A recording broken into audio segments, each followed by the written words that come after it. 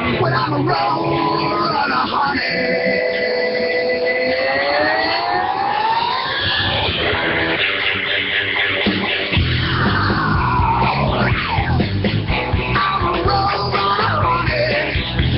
Can't keep up with me.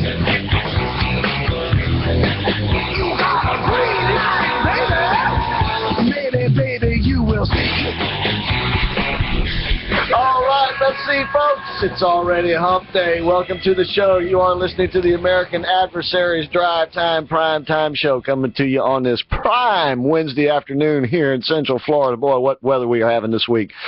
Thank you for listening to us. That's right, folks. We are coming to you from the Mercury Free Broadcasting Studio. And please do not forget, for the very best in Mercury Free dental care, health-centered dental care, and what's the other one? Health-centered, Mercury Free, the best in Central Florida. Call my dentist, Dr. James E. Hardy, at 407-678-3399. Hello, I am Christopher Hart, joined in the studio by my dear friend and co-host, that'd be the chairman of the board, Mike McBath, wearing pink today, Mike. Hey, Chris, I actually went for a nature walk today. Actually, no, I was playing golf. Oh, okay. What always happens is I walk over to the lake, pick my ball up, I have an alligator come at me. So, But what a beautiful day for Central Florida. Just outstanding. Gorgeous weather. And we got a big show lined up for you again tonight, folks. 407-774-8255 is our phone number as we come to you live on FM 105.5 and AM 660, The Answer. Jeff Sinnis is on the bridge tonight. Nick Lo Cicero is going to be out for a few days, but we're in good hands with Jeff. Of course, he handles our show on Sunday night, as he has for the 5+ years since we've been here. How you doing? How you doing? All right, we got also the Pariscope up and running, so you can see us on YouTube, thanks to Lucas Paris. Yeah, I'm sorry, what have I said? General Lucas Paris, that's right, folks. He is the general in the American Adversaries Army, as you too can be. And but we're on YouTube. Go to Adversaries TV, type in Pariscope, and there will be. All right. We got a lot to talk about tonight. Real quickly, David Levitt is usually in on Wednesday nights. He'll be in on tomorrow night, and he's got a lot to talk about. Some of you might have seen the article in today's Orlando Sentinel about the Seminole County Libertarian Party in turmoil, so to speak. This fella Invictus, whatever his name is, running for the Florida Senate, has really shaken things up. Evidently, he has some pretty bizarre holiday rituals, shall we call them? Habits or rituals? Like I said, it was so bizarre, I sort of skipped the article because I saw the headlines and I'm thinking, boy, this is awful weird. On to the next. You know? This should be in the Inquirer. I know, I thought I'd be seeing it in some horror show or something. It's like something we would use on our WTF news on Sunday nights, but it broke over the weekend. Evidently, this guy has sacrificed a goat or something like that, and then he went around telling everybody about it. I mean, if you're going to do stuff like that, don't make a big deal, right? But well, maybe in some cultures it's extremely well accepted. I don't know, right? Well, not this one. Oh, and okay. so I guess that's the problem. Yeah, Adrian Wiley stepped down as the president or chairman of the Florida, the statewide Libertarian Party, and the Seminole County Libertarian Party, according to the newspaper today, has disbanded. And we'll get the full scoop from David tomorrow night, but I believe his campaign is now over, and he has thrown his support behind Scott Plakin, which I'm a little bit disappointed in that, because David he was real excited about going to work for us here in Central Florida and doing what he promised, and that is save us money. Chris, plus the fact, think of all the hours David has put in at all these different commissioner meetings and everything else. I mean, this is a guy that was truly qualified to be an elected official, because, I mean, not everybody puts the time he's done in just to help general society. So I would just love to see the guy get involved in some form of office. Well, we'll find out tomorrow. As I said, we'll get the word straight from David Levitt tomorrow. But that is as the Sentinel reported it today. So, as I said, we'll find out the full bean from David Levitt tomorrow night. Yeah. Well, it'll be great to have him here and see what the explanation is. Yeah, but he'll still be a part of our show. He's still a sponsor of our show. Of course, Refresh Computers. If you have any computer needs, I'm telling you, that's the place to go. And he fixed phones. And he fixes phones. Chris, your phone. I'm going to tell you, it looks like an ice skating rink where all the ice cracked. It needs one of those, what do you call those machines they drive around? Yeah, I know. What do they call those things, Jeff? Zamboni. Zambonis, that's right. Thank you, Lucas. Yeah, Jeff. Either that or just take it off and what happens, you know.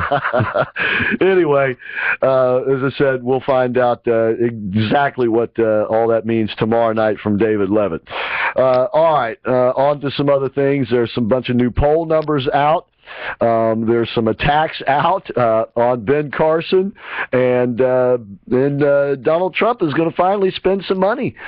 His campaign announced yesterday that now they had only spent not even $2 million. And when you think about it, what would they have spent any money on? No, I mean, when you think of the money that he brought into the, to the debates and everything, I mean, really, what's he need to spend money on? Because every show wants him to come. Every time he's on, I would assure you that the ratings absolutely skyrocket. Yeah. So, I mean, this guy is a gold mine walking around. He'll continuously be on. And that's why when everybody says, oh, he's going to disappear, he's going to disappear. No, he's not going to disappear, because a lot of these candidates, do I really want to spend time and listen to what they have to say? Boring. Right. Don't think so. Right. Exactly. He brings pizzazz, shall you say, and all that jazz to politics. And no, he's not going anywhere. And as a matter of fact, he's going to start spending some money in Florida with some TV ads and possibly some other states as well, which once again is putting the fear of, I don't want to say God, but the fear of something anyway into the Republican establishment, because at every turn when they think he's going to fade away or go away, he does something that proves that he is serious about this. Spending money for Donald Trump on ads is a serious move, especially because he hasn't had to. Right. So this means he's doubling down, okay? He's now going to put some skin in his thing. And also, he is bolstering his ground game. In states like Iowa and New Hampshire, he's actually getting a lot of people to sign up and starting to volunteer for him. Actually, you know, people who will go out and walk around neighborhoods, you can pretty well count that they are going to vote for you, right? And in a state like Iowa, where they hold caucuses, where you actually have to go down and meet in a room with your neighbors, where everybody gets to see you and everybody knows who you're going to vote for, to have a ground game where they're already out walking around exposing themselves, so to speak, it means something when caucus day comes around. The establishment's been counting on the fact, well, yeah, people, it's okay when you take a poll, yeah, it's okay if they say they're for Trump, but they'll never do that in front of their neighbors. Well, guess what? They're doing that in front of their neighbors. And then I know, we'll get into it, but I know on that Florida Quinnipiac poll. Quinnipiac. Yeah, Trump was really way out there. Well, let's give him the numbers right now. Okay, right off the bat. Yeah. He was at 28%. This is the most recent poll just released. Carson, who was number 2, was at 16. And then Rubio was at 14, and then Jeb at 12. Yeah. And but the answer is, I mean, look at the spread between Trump and Jeb Bush. I mean, how is Jeb ever going to overcome that? He will never overcome that. This is just something that's not going to happen. No, it's as a matter of fact, Bush is losing this state to Marco Rubio and Ben Carson as well as Donald Trump.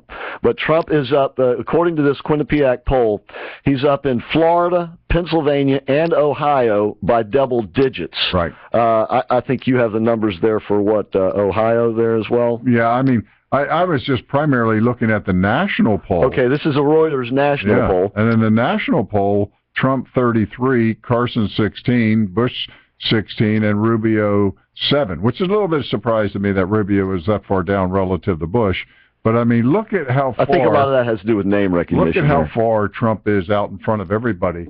And do you really think he's going to fade? I don't at all. Because the thing is, at least he voices... Every time there's an issue, he's out in front with an opinion. And believe me, I know it's a thought-out opinion. This isn't one he's shooting from the cuff. Yeah. Everybody says, oh, yeah, he's shooting. No, believe me, there's people in the background. They're orchestrating this. Exactly what should we say? Maybe we alienate 30%, but we pick up 70%. Make the statement. Right. And you're not going to be perfect, but the answer is, look how long he's held in there. We are now in, what, mid-October? Well, yeah, he's still here. As a matter of strong. fact, if you go back in the last, I think it is 3 or 4 Republican presidential primaries, the candidate that stayed in first place this long in each of those primaries went on to become the nominee. And it didn't matter when that happened in the process. So especially if he's able to hold these leads through the fall, and then as we get into the primaries, it'll be Katie bar the door. And I think you'll start seeing the Republican establishment, if they're going to be up to any shenanigans, they'll do it early on, because if he gains momentum in the primary states, it's all over. And it could be over very early. Chris, I think he's going to win Florida. I don't see how this is going to, well, the attack ads haven't started yet. I know. This is the one caveat here, but of course he has the money to do his own. And Jeb Bush got a lot of money, but guess what? Jeb Bush has burned through a lot of money. And everybody knows Jeb Bush. What more is he going to say to the residents of Florida? Well, I'm a different Jeb Bush?